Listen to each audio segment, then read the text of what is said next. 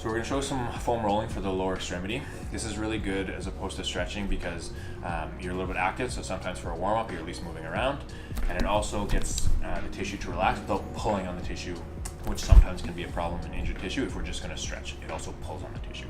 So we're going to start for your piriformis, or your outside glute muscles. We're going to start sitting and then cross your knee over so that we can open up that hip. That way it's easier for you to roll onto your side. You can just roll through all the way up to the top of your hip bone and kind of through all the meat of the muscle.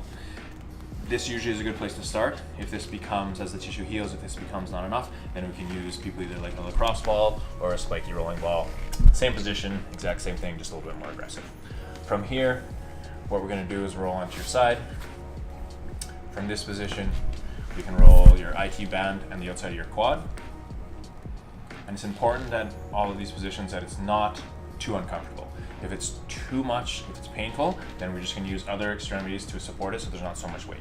Once it gets more comfortable, then you can put all your body weight onto it, and that's fine as well.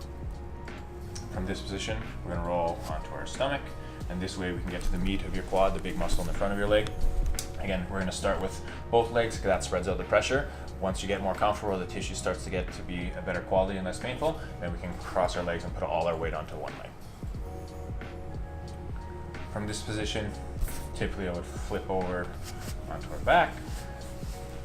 Again, in the seated position, we can get into your hamstrings, which is the big muscle on the back part of your leg. And again, you can start with both legs, and then as you get more comfortable, cross your legs over and just put all the pressure on one leg. From here, it's easy to transition into rolling on your calf behind your knee.